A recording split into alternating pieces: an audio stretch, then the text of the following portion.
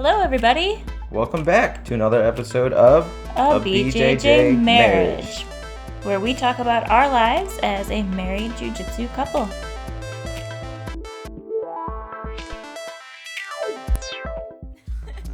Welcome back to another episode of BJJ Marriage with your hosts, Nick and Brittany Lee.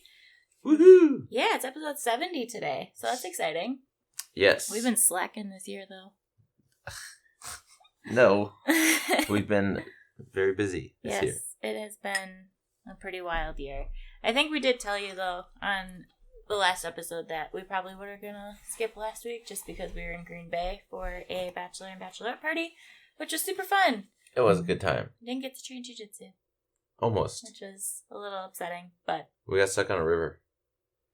Okay, getting stuck is not the right term. We did. Stuck. We got out. I fell out. Yep. We went whitewater river rafting in Green Bay. It's actually not in Green Bay. It's called Shotgun Eddies if you're in the Wisconsin area. It's like 3 hours north of Milwaukee. But it was just whitewater rafting, and it was really fun. They told us it was going to take between like 4 to 6 hours to complete, and we're like, wow, that's a really long day, and we're not going to make it to class tonight. I was prepared for like an hour and a half of rafting. Yeah. Yeah, I was prepared for like 2 hours. And so we were just like, we have plenty of time. And then we were like, oh, this is going to take all day. I don't think we're going to make it to class tonight. No, and classes in Green Bay were starting way earlier than what we're used to. So like our classes at Fluid typically start at between like 6 and 7, depending where we're going. But this one was starting at 5:30. And we're not used to getting ready that early. And so, I mean, we had planned to go to 5:30 class, but... Right. Then we got stuck on a river. No, it was fun, though. Whitewater rafting, it was a good exercise, I think, because it was using a lot of our core strength with the rowing. But Nick also was, like, jumping on the raft. Yeah, I was doing backflips and trying to make us do donuts. Mm-hmm. And I was jumping in and out and going swimming. Yeah, it was fun, though. It took about 3.5 hours for us to do it. And it was cool because it would be like really still water, and then it would get really, really, really... Whitewater. Rapidy. Rapidy. That's the right word. But yeah, there was a lot of dangerous parts, I would say, but the water level was also really low, so the rocks were showing a lot, which means you had to kind of dive and weave in between them. And we were kind of like when you're rolling with a high-level... practitioner, and you're like, oh man, not that sub, nope, defend here, go this way. Mm-hmm. That's what the river was doing to us. Yeah, pretty much. It's a good way to think about it. We were going with 2 people who are not very athletic, and they don't listen to this, so it's okay.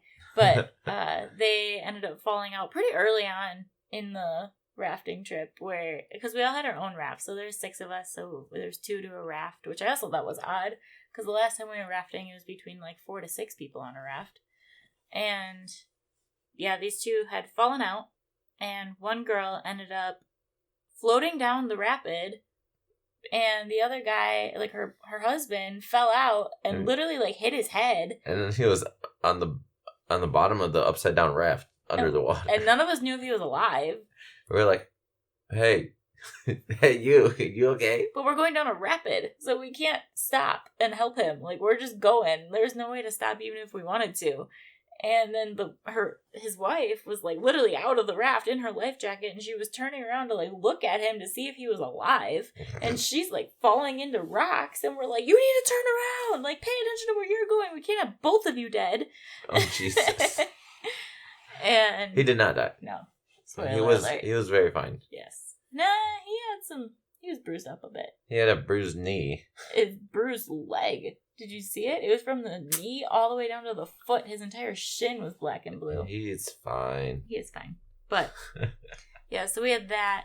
And then at the end of the 3.5 hours, they warned you that it was like the biggest waterfall. And it was supposed to be like an 8-foot drop or something. And we were really excited about it. But everyone was getting stuck at the top because of how low the water level was. So there wasn't like a clear, I guess, pathway to get down to that waterfall. You had to kind of weave in and out and get past people and get past rocks and lots of obstacles. So like you're kind of paying attention to what's going on, and you ended up what what happened was we hit a rock. Like, we hit a wall that was a rock. And I think after analyzing what happened, I'm pretty sure what happened is when we hit that wall, my butt went up a little bit because of the impact. And then instantly we fell down the drop. And because I was already up, I just flipped. And I flipped out of that 8-foot waterfall. I did not go down that waterfall. I fell out.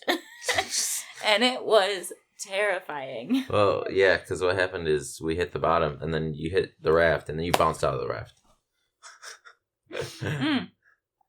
Cool. And I was like, I should help her. It was scary. I was really terrified. I did. I helped you get back in. Yep. I couldn't breathe. I had so much water up my nose. I still remember your face. I'll never forget it. I was scared. Okay, so for anyone who doesn't know me very well, I'm like terrified of water, which is actually pretty funny because I go on cruises all the time. You're terrified of like open water, I think, right? No. I don't know what it is. I don't like being underwater, like, at all. Okay. We don't have to go into the trauma that I experienced, but I just don't really like water. And so, falling out of that raft, I thought I was dying. I actually saw a white light, and I was like, this is it. I'm gonna die. Wow. I saw the white light, too. Yeah. It was the top of the water. It was called the rushing water. It turns white. It's white tips. I must have opened my eyes underwater. I don't know what happened, but it was scary. I didn't like it. But yeah, so we didn't get to go train at all because that was the only night that we were going to be able to, and I was sad about it. But we almost went to Green Bay Jiu Jitsu, and I had talked to I think he's the owner. I talked to the owner on the phone, and he said we were more than welcome to come. So if you're ever in the Green Bay area, I'll give them a shout out. Go check out Green Bay Jiu Jitsu, even though we couldn't. Let us know how it is. Yeah. I've competed against their school once in one of their fighters, and it was a good time. It was funny because you actually messaged him. I did. When you thought we were going to go. And he was like, hey, remember me? I beat you? No. I'm That's kidding. not what That's I not said. what he said. But I asked him if he was going to be there. Yeah.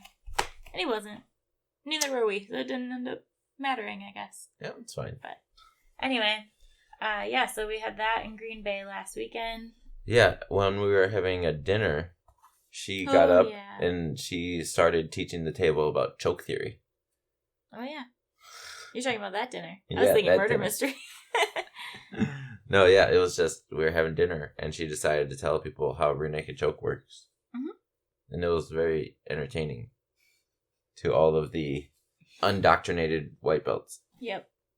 Yeah, well, what were we even talking about? Something I don't know. about how... I was playing with a ball. I think that they were saying something along the lines of, like, oh, we were talking about George Floyd. Oh. That's what was happening. About how he was choked? Yeah, because they couldn't understand. Okay, I am not trying to get political or biased or anything right now, so hear me out with an open mind, okay? But we were just talking about how it took 9.5 minutes for it to actually have effect, like for it to actually kill him. And it was devastating and sad and terrible, and it was probably awful the entire 9.5 minutes, but I was explaining to them how basically it was just doing one side of the arteries. It wasn't actually like closing off both because the sidewalk wasn't like closing the other side, which is why it didn't happen as quick as a normal choke would. And so that's how we started getting into the conversation, and then I lightened it up a little bit and made it more about choke theory than it was about something tragic that happened in our history. So, yeah, I just had to explain how when you are doing a rear naked choke, like your bicep is doing one of the arteries while your, basically the crook of your wrist and your thumb are doing the other side. And It's supposed to be your forearm. Well, yeah, but he had a big neck. Oh. So. Okay, yeah. Remember? I couldn't even wrap my arm around his neck. He's a bigger dude. But yeah, so we were Big neck and small arms. Right. But it was funny because with choke theory, when you do just hold something, there's no pressure and you're not applying any strength or anything, you're just holding it there, they actually do take about 45 seconds to a minute before they start turning a different color. And then if you let them talk, like their voice does sound a little different. So I just showed that, and that was kind of fun. Felt like a little teacher. Uh-huh. Very little teacher compared to him. Yes. But then the other thing, like jiu-jitsu is always in our lives, apparently. Mm-hmm. So the other thing that happened was we went to a murder mystery dinner theater, which for those of you who've never done one, they're very, very, very interactive. If you're not an extrovert, I would highly recommend not going. Yeah, you need to talk to people. Yeah. And none of us really knew that. We didn't really know what we were getting ourselves into. But basically, I mean, anyone who knows what a murder mystery dinner theater is, it's just someone died, you have to figure out who killed them. And they acted it out in the beginning of the show where the person died. She came in like she was stabbed, and she's like, oh no, I'm stabbed, and like fell over and cried and all that stuff. And then she died in the middle of the floor, right? And later she got up and ran away. Yeah. And didn't land in the right spot. Yeah. But later on in the show, about an hour later, after we had all kind of forgotten about it, the presenter had came up to our table, looked Nick dead in the eye, and then said, okay, we're going to have you reenact that murder. And you have to come in and you have to like do all the actions that she did when she ran in here being stabbed. And then she looked at the rest of the table and she was like, and the rest of you have to be his sound. So he can't make any noises. You guys have to be the sound and the screaming while he's going to act it out. And like, what? Yeah, I don't think you guys gave me good sound effects. I screamed. Yeah, one scream in the beginning. I'm not super extroverted, okay? I did a lot of motions. Yeah. But yeah, basically I started like spinning, and then I did a break fall into a backward shoulder roll, and then I got up to my feet again, and then I did a couple more spins, and then I did a handstand to a forward shoulder roll into the spot of the murder. And the crowd was like, whoa. And the announcer guy was like, I feel like I just was at Cirque du Soleil. Yeah, he was like, what a show off, or something like that. Or everyone else was like, how am I supposed to beat that? It was funny.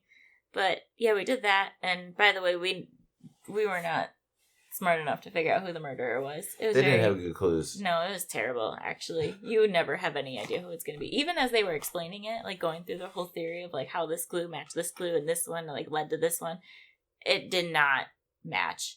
Like when you're watching those detective shows and you see on the board and they have all that string like linking everything, they were trying to do that and it had no relation whatsoever. It was basically like, well, because this person was wearing blue, then that means that they were at this event on this time and they wrote the article with that person and now they're the ones who did the fire. And we're like, what? They're the ones who did the fire. Yeah. The arson. Yeah. So, yeah, Green Bay was fun. Did have a good time in Green Bay. Mm-hmm. Then we had a good week of training, too. I didn't have a great week of training. No? I think you did. I did, yeah. Well, I did a lot of teaching this week, more so than training. Well, you've been working with City Champs. How's that been going? City Champs is fun. We've been, we just did a graduation class for 2 of the park programs, some parks in Milwaukee. So what City I don't think we talk about City Champs much. You should say what it is. I was just about to. Okay. So what City Champs is... Okay. City Champs is... It's a nonprofit charity organization that brings martial arts to the underserved youth of Milwaukee. So we have one permanent location that's in the heart of Milwaukee. And then we have satellite programs that run through an 8-week program that introduces kickboxing, jiu-jitsu, and some self-defense martial arts techniques. And we build relationships with the kids, teach them about what to do to defend themselves if they need to.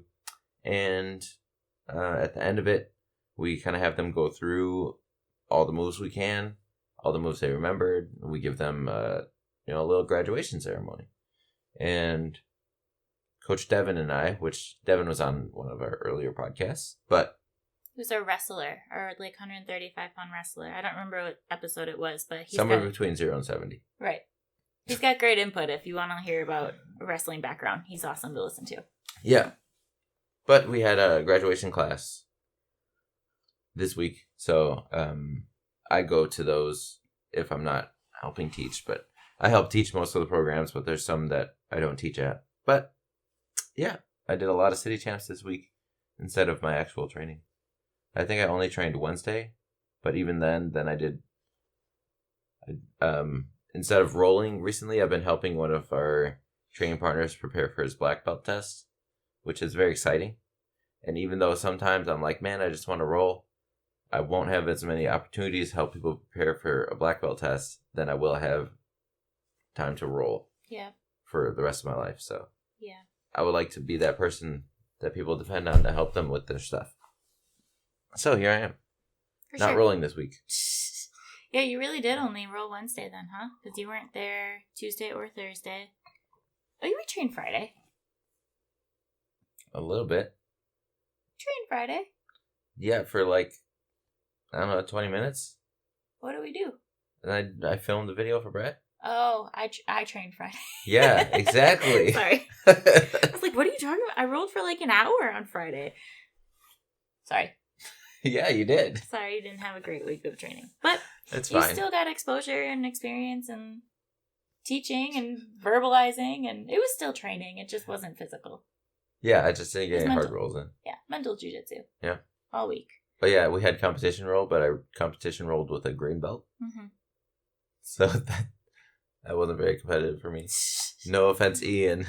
But I was basically just helping him learn defense. Yeah. That sounds mean.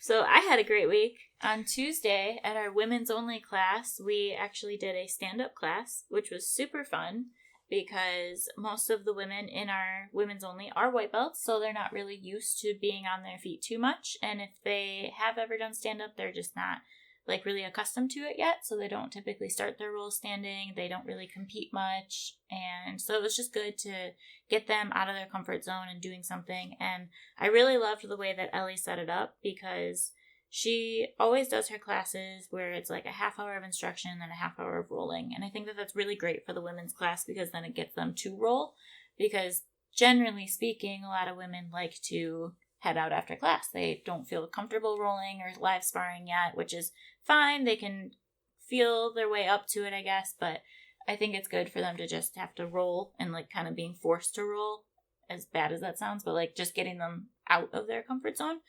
So for the half hour, what we did was, I think there was 9 of us, which ended up being like a pretty decent sized class, and each of us, all 9 of us, picked a specific takedown that was unique to us that we really enjoyed, or we wanted to practice more, or we wanted to learn, or just one takedown that spoke to us, and we had to do it to all of the 8 other girls. So you got 8 repetitions of it over and over and over, and then the next person would go and you would feel it, and you would feel 8 different takedowns throughout the day because everyone did it to every single person. So the person doing it got the repetition and got the practice with it, and everyone else in the class got to feel it, which was really cool. I love it. I love those types of drills. Yeah, it was awesome. I think all the girls had a great time with it too. And it was super fun because, like I said, most of them had never really done takedowns. So half of the class even was just like, I don't know what to do.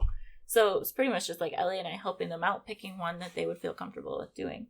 But we were doing tons of stuff. Like Ellie did a monkey flip. I did a fireman's takedown. Kayla did an ankle pick. Someone did a double leg. Someone did a single leg. Someone did a pull guard. Someone did, I don't even remember. There was just a lot. And it was really cool. It was a good mix of techniques, which was awesome. That sounds fun. I wish I would have trained this week. You couldn't have been at that class anyway. Yeah, they always kick me out. Yeah. Those damn women. Sorry, love. It's okay. Yeah. But, yeah, I didn't do any Muay Thai this week. Nope. Either. Sorry. That's okay. But we did make up for it on Saturday with our open mat we went to. We sweat enough that day as much as we do on Tuesdays and Thursdays combined. Yeah, I actually cramped up for the first time in like years. Yeah. My entire hamstring What did cramped. you call it yesterday? You said ham sandwich. I was like, my ham sandwich or something. Yeah, and I was like, your what? My hammy. I don't even remember. So yesterday we went to a different open mat, which is 20 minutes later what our episode's supposed to be about. We were going to tell you about how we went to a different open mat, open mats that we've been to in the past, and why we think that you should expose yourself to other gyms' open mats as well. So yesterday, we, along with Nick Bontempo, he's been on an episode before, and the three of us, we had traveled along all the way to little Oconomowoc. It's about a 30-minute drive for us, but we drove to Open Guard. Open Guard, Brazilian Jiu Jitsu. Yes, led by Dan. They use a lot of closed guard there. It's very weird. Yeah, it is.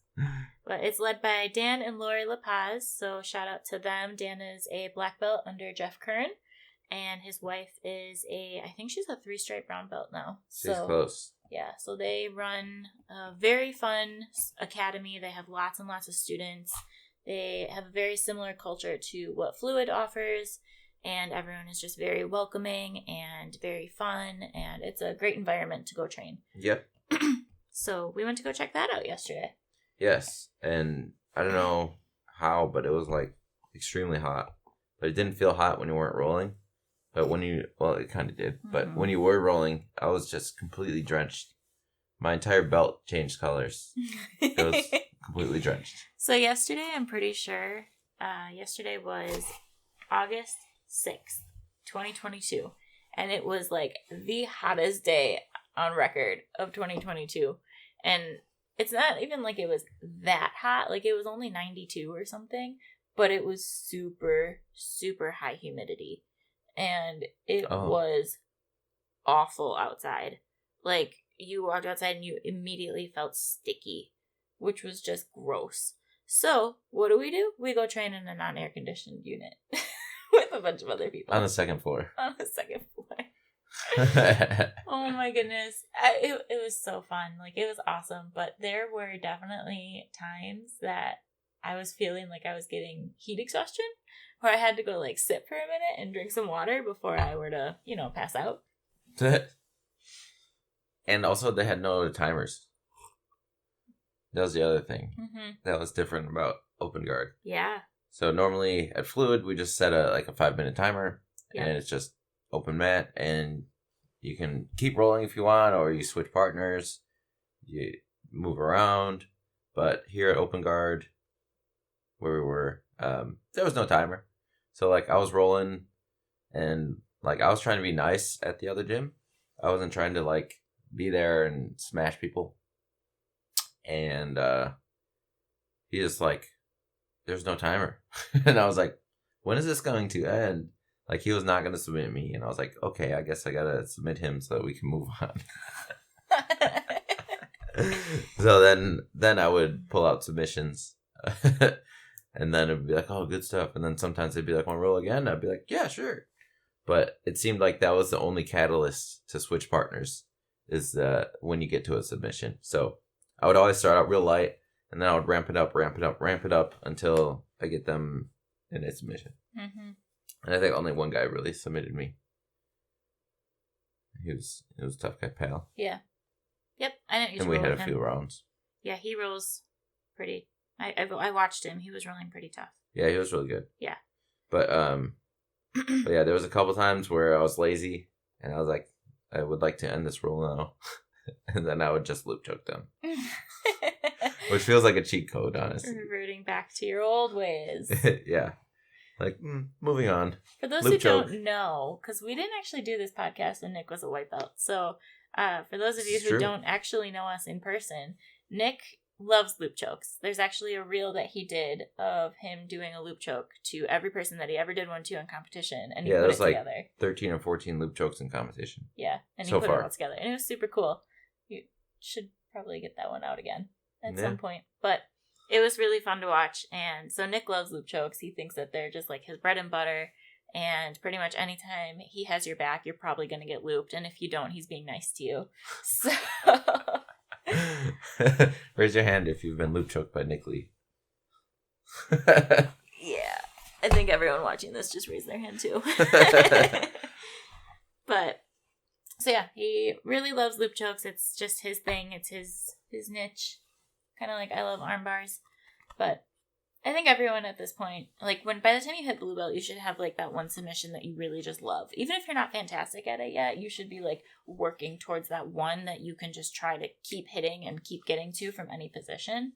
Because I think the way that we kind of see it is by the time you're at blue belt, there should be 2 submissions that you can get from anywhere. And if you are not in the right position for it, you can put yourself in the right position to get that. Because that's what you want to go for.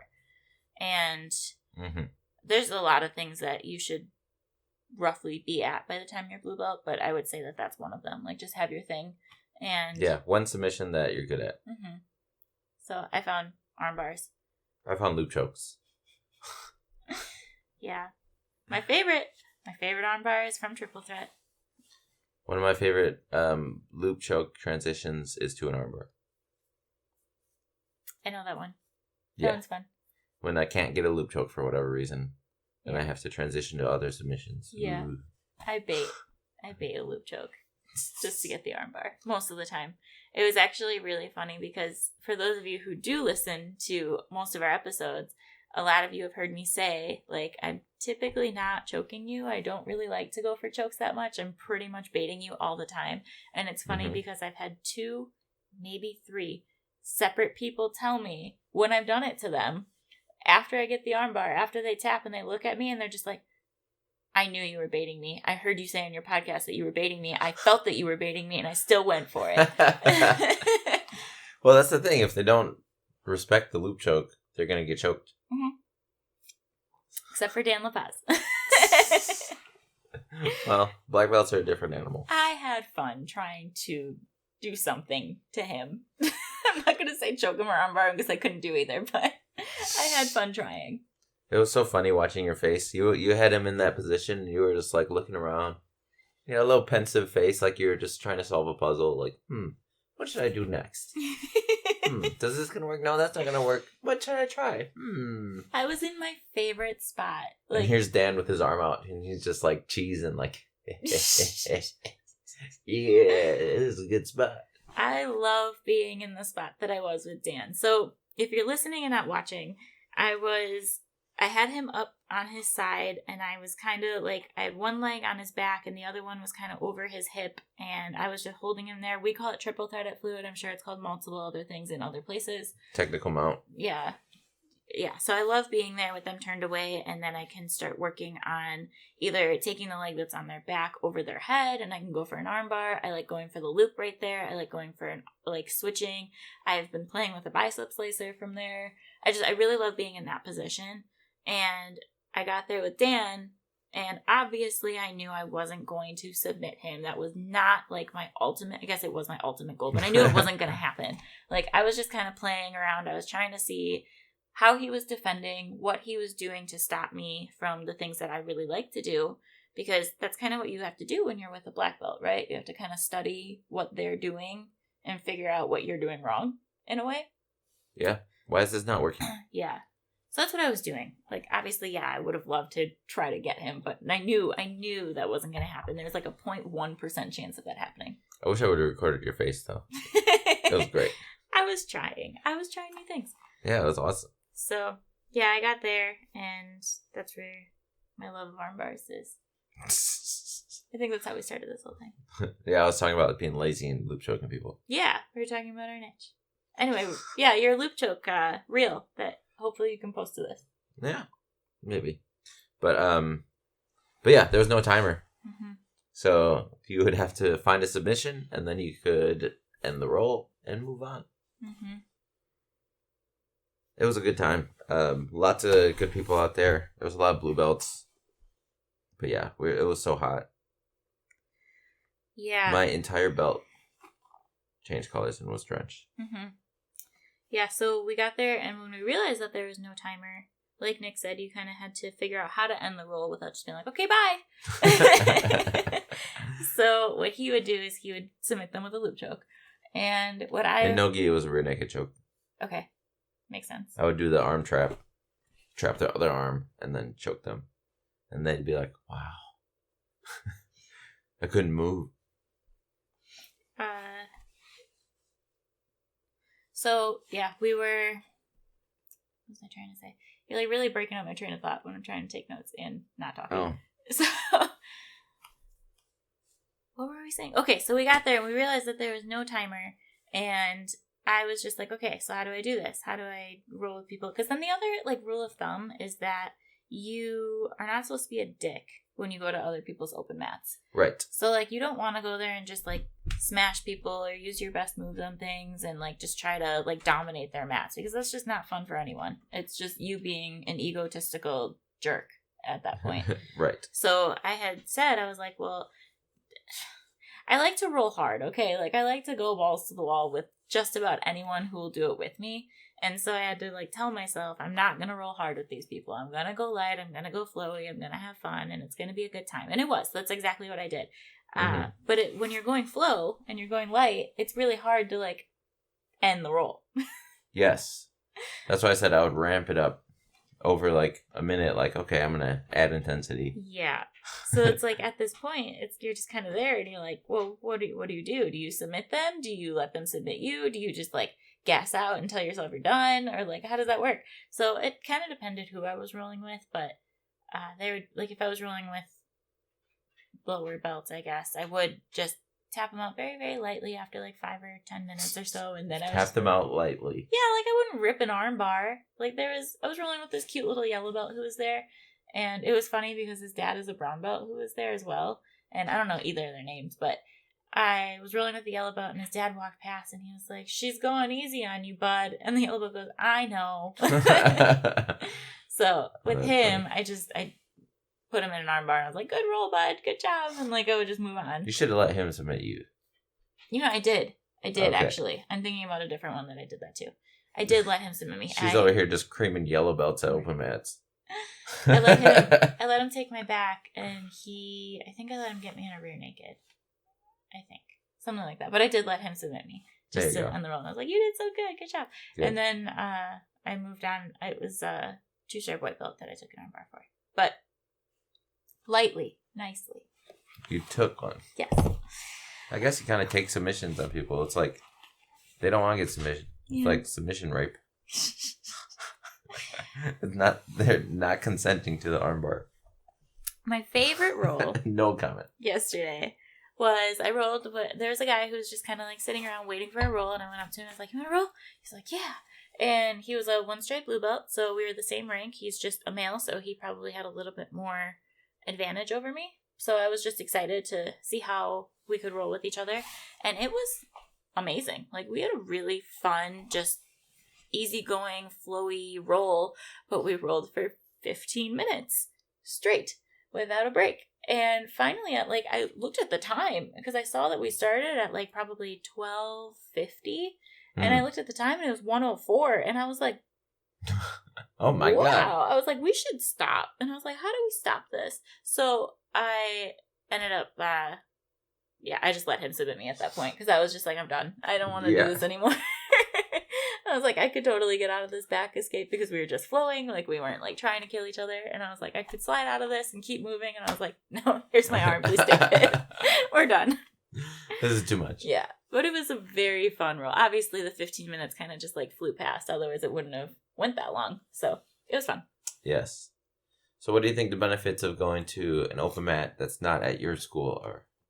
I think feeling different styles of other people is one of the biggest benefits you can get. Whether you're trying to compare your rank to another person who's the same rank as you, just to kind of see how your professor promotes versus their professor, like that's a good way to test it. The other way is just because you can probably go to another school and go find someone who is similar rank to you, and you'll have just good rolls because you're going at the same speed. You're not trying to kill each other. Jiu Jitsu versus Jiu Jitsu. Yeah, it's very, like, it's a big puzzle, I would say. And because you're not trying to be an egotistical jerk on their mats, you are just going lighter. You are focusing more on your technique than you are about, like, your position and, like, your rank and things like that. Like, you're just going, at least for me. Yeah. So, yeah, it's good to feel different things that you don't normally feel from open mats at other gyms. Yeah. So, yeah, like she said, it's feeling things that people do that isn't common at your school. So that's great. The other thing that I think is great about going to other open mats is testing out the techniques that you really like to see if they work on people that have no idea what you are doing. Because when you roll at your own gym, people know your style, people know your go-to moves, and they stuff it before you can even start it. Mm-hmm. Like some people are just like, no, I'm not going to let you do that to me. And you're like, damn it. So you can't go back to fine-tune those moves. You do build a chain off of that, though, because you know what to do when people stop that. But it's good for when you go to other open mats and other gyms to try those moves that you rely on a lot and see how people react to it without knowing that it's coming.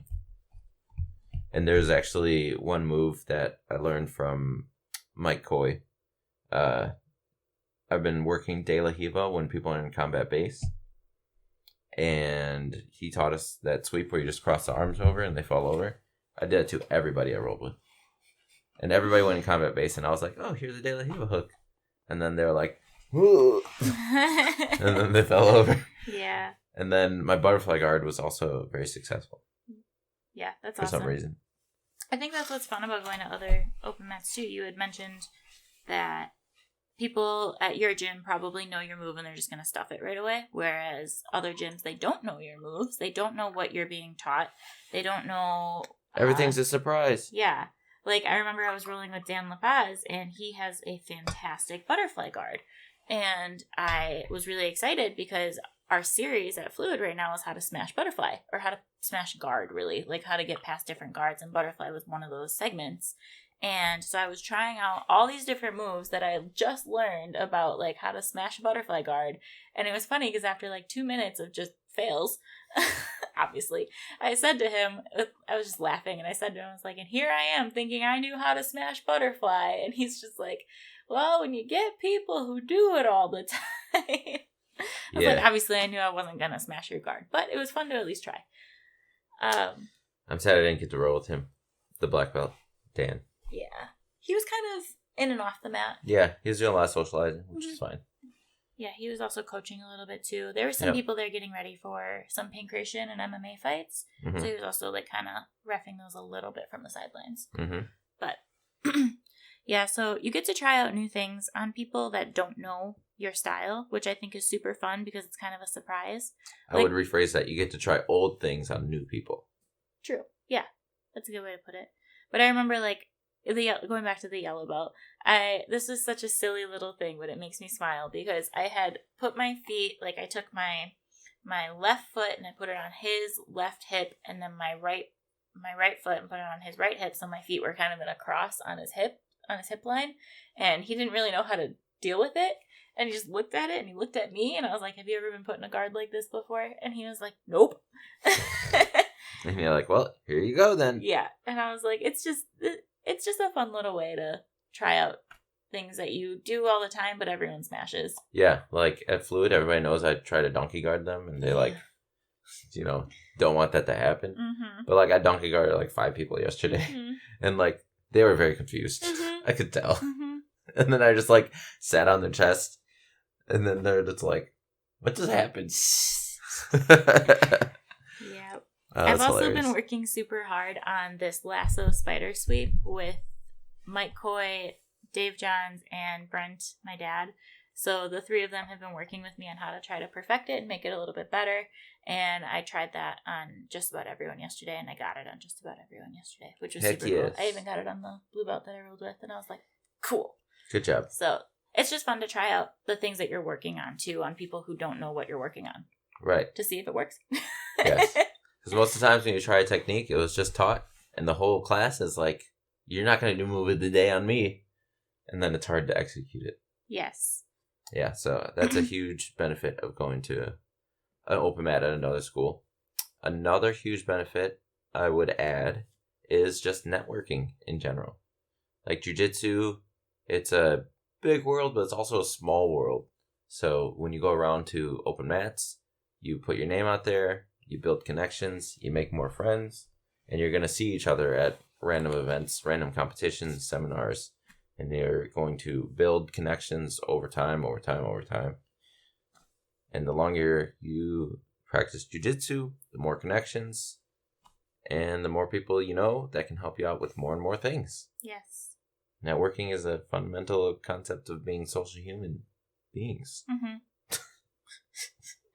I think, okay, so the way that I like to talk about our gym too, and not just Fluid, this is literally any gym or any social club, I guess, that you're a part of, is that typically you'll know someone for everything. Like if you need a job done or you need advice on something or you need you need a mortgage loan. Right. If you just want to learn a new skill, like there's someone at your gym or a social networking club that probably can help you out with that. Like it's super fun whenever I think of something that we need and then I can just post it in our Fluid group and I can be like, hey, does anyone know how to do this? And most of the time, someone is like, yeah, I can help you. Let me know when and where. So it's just, I think that is great for networking too. Like on top of being able to roll together and learn each other's styles and being good training partners, like you also have that outside of the mats experience. Like we now have a general contractor. Because everybody does something. Yes. Shout out Johnny. Yeah.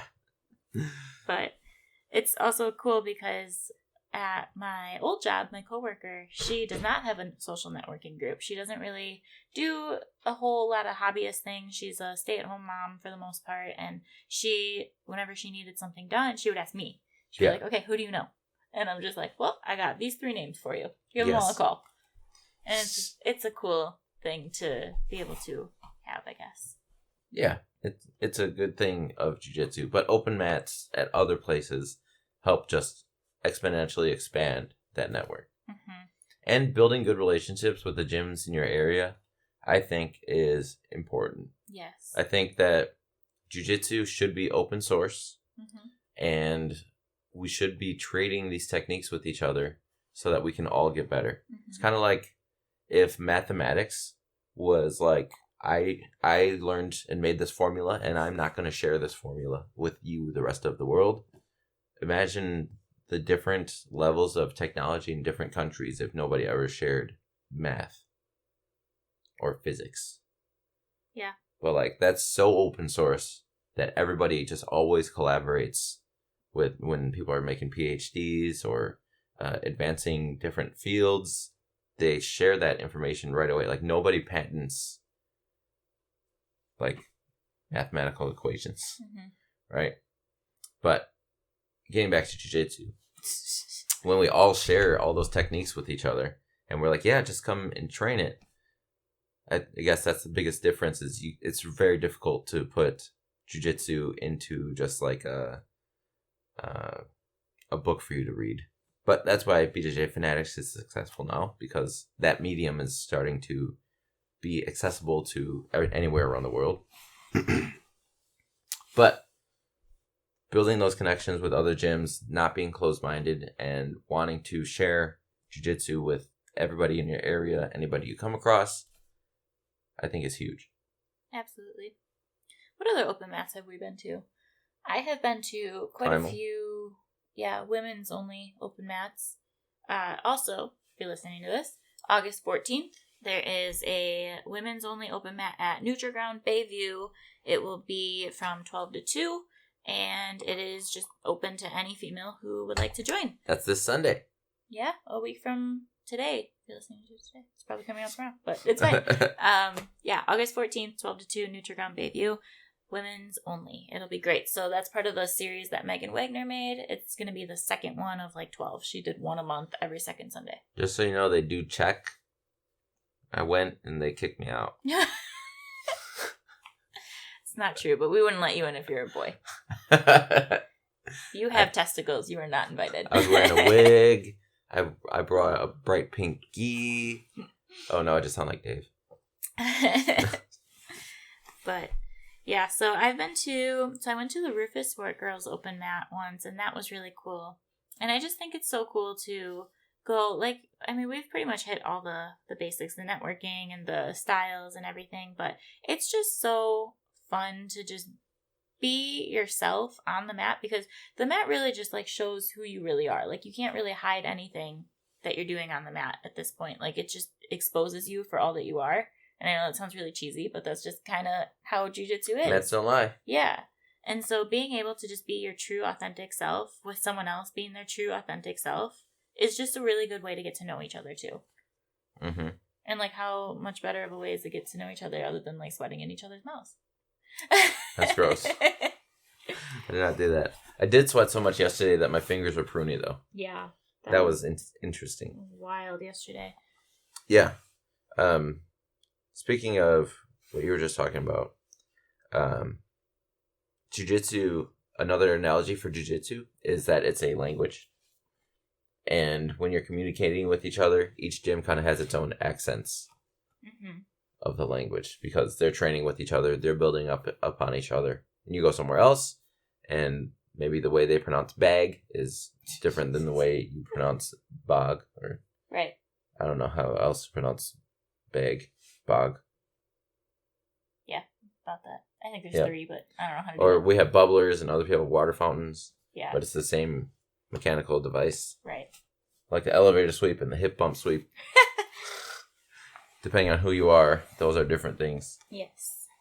Or they're the same thing and you're mad at each other. Yeah. I should actually, I'm going to find the name of that podcast really quick. There is someone that we learned from. His name is... Rich Saab. What the hell? The forever white belt. That was weird. Was it on Forever White Belt? I think it's Forever White Belt podcast. Okay, so... Yeah. But yeah, Rich Saab, he's a BJJ Globetrotters instructor. Also has some BJJ Fanatics videos about lapella art. But he was telling us that the elevator sweep, as we know it from like the butterfly sweep, is not that. It's actually the hip bump up and over elevator sweep. And he has a whole podcast about it. Yeah, I can't find it. We just listened to it on our way to Green Bay last weekend. Right there. Yeah. So it's called, it's on Forever White Belt. It's by Rich Saab. It's not by him, but he was the guest, Rich Saab. And then it's called No Fluff BJJ. That's the title of the episode. So if you... That was a good episode. Yeah, if you're interested, it was from February 14th, so Valentine's Day. So if you're going to be scrolling on my Forever White Belt, that's when you would scroll to. But it was a very good episode. We enjoyed listening to it quite a bit. He just talked about a lot of fundamentals and how he kind of grew up with a different world of jiu-jitsu than what it is today, and how he calls it an elevator versus a hip bump and all that stuff. And he actually goes into why he calls it an elevator sweep, because he gets mad when people call it a hip bump, and he thinks it's better as an elevator, and he can explain it much better than I can. So go listen to that if you're interested. But yep. We had... we learned from Rich Saab at the Fire and Water Camp, which shout out to that. 1 month from today, Fire and Water Camp at Fluid Jiu-Jitsu, hosted by Josh Janis and Megan Wagner. There will be a full festivity calendar event stuff going on all weekend. It's going to be great. So if you've been listening to this podcast, you have heard us talk about it multiple times because we've been to 3 of them now. This will be the 4th one. Unfortunately, we do have a wedding that weekend. Which is not unfortunate. It'll be a great wedding. But we do have a wedding that weekend, so we won't be there the whole weekend. But we do plan on being there for at least part of it. And it's going to be held at Fluid Jiu-Jitsu in Greenfield, Wisconsin. It's a mimic of BJJ Globetrotters events. It's just a very miniature version of it. But Josh ends up bringing in black belts who teach at Globetrotters like Rich Saab and Charles Harriet and things like that. Yeah, I think Charles is teaching at this one. He is. I'm very excited. So they're going to be coming in. That'll be basically run the same way that it always is, where they do seminars and then there's a break and then more seminars and then there's an event at night. And this one's a 4-day event because it's over the Labor Day weekend, which will be super fun. So if you're interested, there are day passes available, but there's also the entire camp. So I highly, highly, highly recommend, if you're in this area, to attend at least one if you can. Even if it's not this one, I think you should try to come to one of the Fire and Water camps. I think they're one of the best things that Southeast Wisconsin has to offer for seminars. It's like a super open mat, like a 4-day open mat. Yeah. With a whole bunch of people from around the country. Basically, yeah. They're just very cool. There's stuff that I learned from every single Fire and Water camp that I still use today. Oh, yeah. So, I've actually... It definitely improves your game, a lot. Yeah. I remember we were talking about it when we were lining up at Fluid, and I had said to everyone in the line, I was like, there's things that I do to every single one of you. Go! Go to the camp. Mm-hmm.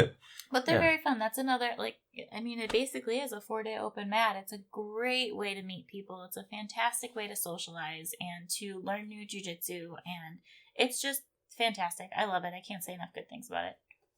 So, I'm a little biased, though. I love Josh Dennis, so. Yeah, who's that guy? But, yeah. What open else? mats. What else is a benefit of open mats, you think? I think we covered the most of it. Yeah, we've hit a lot of it. Let's change that up. What's been your favorite open mat you've ever been to? Because we've traveled quite a bit. My memory's terrible. I can only remember techniques. I can't remember specific events. Maybe like beach open mats are memorable. Mm-hmm. Outside open mats. Yeah. Because, even when we travel, we go to other people's gyms, and even if it's a class that we're attending, there's still an open mat after. It's a bit of rolling, yeah. I don't know if that's really called open mat. Yeah. But. Do you have a favorite open mat that you've been to? I think it's a tough question. It is a tough question, but I really enjoyed the Rufus Sport one that I went to. The girls only. It was just really cool to be in I think that's the other part, is being in a different environment. Yeah. And just seeing what other gyms are like. Mm-hmm. Yeah, because there's some gyms, we were having this conversation at Open Guard yesterday, that there are some gyms that are fight schools. So they roll a little bit harder, meaner, tougher than what you may be used to. Mm-hmm. And the technique's not the same. Yeah, there's nothing wrong with it. It's just different. And it's good to get exposed to that, to know that kind of jiu-jitsu also exists outside of your realm. Because if you are getting into a street fight, God forbid, they might be doing things to you that you are not used to. Highly doubt a skilled fighter will be fighting you, but you never know. Yeah. I've still never been in a fight.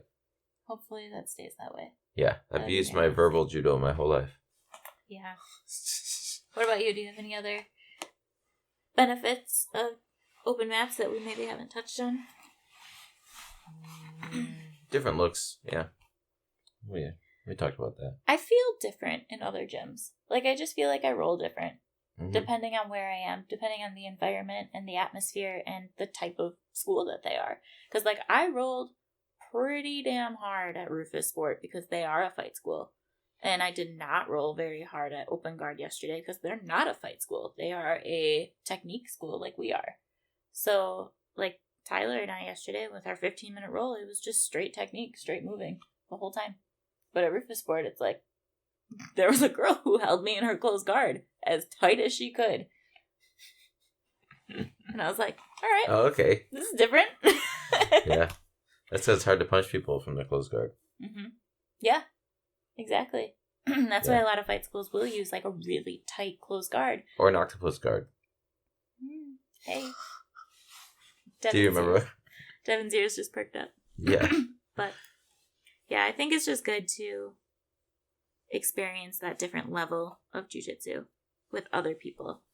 Because they have stuff, even, you hear black belts preaching about it all the time. They love learning from other black belts because even though they have all done the omoplata sweep for this long and they've done the omoplata this way for 20 years, that black belt has probably done it a little bit different. And it's good to just see that little bit of change, I guess. Yeah. Do it differently. But, agreed. So, if you didn't get anything else out of this, I would just say go train other places just to expose yourself. There's a lot of people who don't want to. They are intimidated, or they don't feel social enough, or they don't feel like their jiu-jitsu is good enough to go show off and stuff like that. No need to show off. Yeah. Just get out there and train more jiu-jitsu. Right. The only way to get better at jiu-jitsu is to train more jiu-jitsu. Straight up. That's right. We're not in the Matrix yet. Yeah. We can just download the code of jiu-jitsu yet. I think I was just going to say something else. But it has escaped my mind. Interesting. Yep. All right. Well, I think that's all we got for you today. We do have one more thing. Do we? We do. Okay. One of my buddies on Twitter has a really awesome newsletter that I subscribe to it. It's called The Fourth Stripe, a free newsletter for Brazilian Jiu Jitsu practitioners.